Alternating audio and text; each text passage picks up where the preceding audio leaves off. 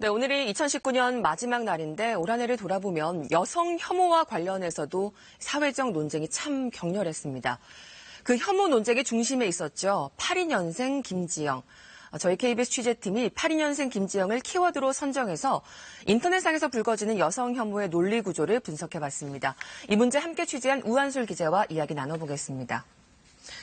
우 기자, 일단 82년생 김지영은 소설이지 않습니까? 어떤 부분을 분석했다는 거죠? 네, 말씀하신 것처럼 이 82년생 김지영은 소설로 2016년 10월에 출간이 됐고요. 네. 이를 바탕으로 영화화 소식이 알려지면서 올해 10월 영화 개봉이 됐습니다. 근데 이제 이 기간 동안에 82년생 김지영은 내용이 과장이 됐다 또는 뭐가 과장이 됐냐 이런 식으로 논란이 많았습니다. 그렇죠. 내용은 아시겠지만은 네. 사실 이 80년생 김지영은 제목과 내용이 동일하다고 볼 수 있겠죠. 제목 그 자체가 내용인데 이 82년생 김지영 씨가 네. 이제 일을 하다가 결혼을 하고 육아를 하는 그런 과정을 그린 그런 소설과 영화입니다. 그 저희 취재진은 이와 관련된 논란을 한번 분석을 해보자 이런 식으로 해서 시작이 됐고요. 모바일에서 많이 읽힌 기사 중에 이 82년생 김지영이라는 키워드가 들어있는 기사 65개를 뽑았고요. 네. 전체 댓글 7만 4천여 건이 나왔는데 이 중에 공감을 가장 많이 받은 댓글 1950개를 추려봤습니다.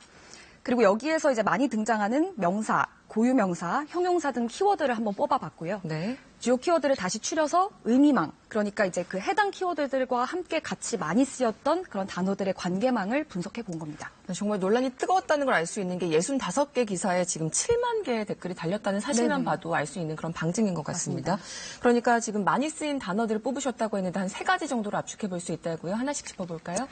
네, 말씀하신 것처럼 3가지 정도가 이제 나왔는데요. 저희 취재진이 좀 주목을 해봤던 거는 세대, 차별, 페미 이렇게 단어 3가지였습니다. 네. 분석을 맡겨서 이제 결과로 나온 관계망을 한번 살펴보면요. 우선 세대라는 단어를 중심으로 해가지고 세대. 네. 어머니라는 단어가 일단 보이고요. 여기에 희생, 고생, 가정이 함께 몰려있다. 이걸 확인을 해볼 수가 있습니다. 그러니까 사람들이 이 어머니라는 단어와 함께 이 3가지 단어들을 같이 떠올렸다. 이렇게 예. 볼 수가 있는 건데요. 좀 잘 맞아서 좀 고개가 끄덕여지는 그런 단어들인 것 같습니다. 아, 예. 이거를 이제 키워드 들어간 것들을 바탕으로 해서 댓글 사례들을 저희가 확인을 해보면 이게 이제 어떤 맥락으로 쓰인 건지를 저희가 볼 수가 있었거든요. 네. 일단은 댓글을 살펴봤을 때 52년생 김숙자. 82년생 김지영과 대응되는 그쵸. 네. 어머니 세대의 어떤 그런 상징 같은 거군요. 맞습니다. 그래서 그렇게 해서 이제 52년생 김숙자, 62년생 누구 이런 식으로 해서 이제 여성 어른들의 이름들이 많이 등장을 했는데요. 그래서 그 댓글들은 이제 그 여성 어른들의 이름들을 이제 등장시키면서 이분들은 희생하시고 고생을 한 게 맞다. 또 가정에 헌신한 게 맞다. 그런데 80년대생 여성들은 고생을 했냐? 안 했다. 이런 식의 이제 맥락으로 쓰인 댓글들을 저희가 확인을 할 수가 있었습니다. 세대를 좀 나눠서 정말 받아들이나 봅니다. 맞습니다. 예. 저희가 이제 첫 번째로 확인을 했던 것은 세대론. 이렇게 세대로 이제 구분을 짓는 부분이었고요. 그리고 이 세대를 중심으로 해서 또 다른 위치군에 있었던 그 키워드들을 보면 카페, 최악 이런 말과 함께 저희가 이제 좀 직접 말씀드리기 어려운 비하, 우리가 이제 흔히 생각하는 비하 발언들 있잖아요. 이른바 맘충, 이제 된장녀. 빠순이 이런 단어들이 함께 몰려 있었어요. 그렇군요. 네네. 네, 이게 젊은 세대들이 그러니까 아이돌들 좋아하다가 네네, 맞습니다. 뭐 그 세대를 의미하는 건가요? 네네. 이제는 그런 세대가 됐다. 네네. 정확한 말씀이신데요. 네. 사실 저희도 그 빠순이라는 단어가 등장을 했는데 이게 굉장히 부적절한 그렇죠. 단어긴 한데 굉장히 혐오 표현 아닙니까? 네네. 네. 왜 이 단어가 이 분석에서 등장을 했을까 해가지고 마찬가지로 댓글을 통해서 확인을 해봤더니 이제 이 여성들 80년대생 여성들 같은 경우에는 그 어린 시절에는 아이돌을 쫓다가 이제 20대가 돼서는 이른바 된장녀 혹은 이제 맘충으로 된 그런 세대다 이런 식의 이제 비하 발언을 저희는 확인을 할 수 있었고요. 네. 지금까지 말씀드린 건 이제 그 세대라는 키워드였고요. 두 번째가 이제 차별로 넘어가는 건가요? 네, 맞습니다. 두 번째는 차별 키워드 군인데요. 여기서 저희가 눈에 띄었던 거는 이 남성이라는 단어가 그 주변에 피해자, 착취, 불평등 이런 단어들과 함께 묶였던 부분입니다. 그래서 이걸 또 마찬가지로 댓글을 통해서 확인을 해봤을 때는 지금은 이제 남성이 오히려 좀 피해자이고 이 구조에 의해서 착취를 당하고 있다. 이런 맥락으로 좀 확인을 했습니다. 네. 남성 혐오, 정신병 이런 좀 극단적인 단어, 극단이란 단어도 실제로 등장을 합니다. 네네. 네. 페미라는 단어, 이게 세 번째 키워드인 것 같은데 네네. 이 단어도 좀 분석을 해보셨나요? 말씀하셨던 그렇습니까? 그 정신병, 극단 이런 네. 단어들은 페미라는 단어군 분석에서만 등장을 했습니다. 아, 여기군요. 예, 네네. 다시 한번 보겠습니다. 이거는 사실 정말 그야말로 혐오 표현에 누가 봐도 혐오 표현인 그런 단어들, 뭔가 정신병 같은 단어들은 더 그렇지 않을까 생각이 네. 드는데 네네. 이렇게 세 가지 키워드를 보니까 얼마나 이 남성들이 특히 생각하는 역차별이라고 할까요? 네네. 좀 체감하는 부분들이 큰지 좀 알 수 있는 것 같습니다.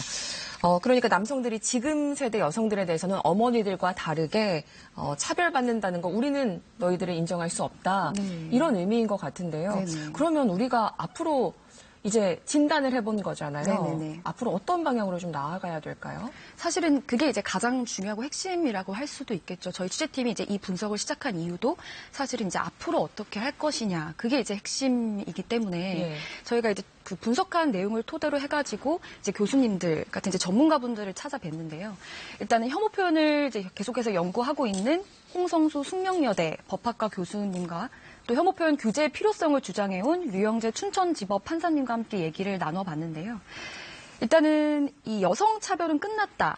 지금은 오히려 이 남성이 차별받고 있는 시대다. 이런 식의 이 주장들이 과연 혐오 표현으로 우리가 받아들일 수 있는가. 네. 그러니까 말씀드린 것처럼 뭐 맘충 이런 표현들은 정말 누가 봐도 혐오 표현인데요. 남성이 오히려 차별받는 시대다. 이런 식의 발언들은 사실 혐오 표현으로 볼 수 있을까 하는 의문점이 좀 들기도 하잖아요. 네. 그래서 이제 그 부분들을 좀 질문을 드렸을 때는 일단은 이 혐오 표현이라는 것이 사실 말 자체는 굉장히 좀 어감 자체가 센데 네. 이것은 어쨌든 차별적인 인식을 바탕으로 좀 발화된 발언이라면 우리가 이제 사회적으로 이것을 혐오 표현이라는 범주 안에 들 수 있다. 이렇게 이제 표현을 주셨어요. 네. 다만 어떤 규제를 해야 된다. 이런 차원에서는 조금 더 이제 요거를 혐오 표현으로 볼 수 있는가 하는 부분은 이제 우리가 같이 생각해 봐야 될 부분이다. 이렇게 이제 말씀을 주셨고요.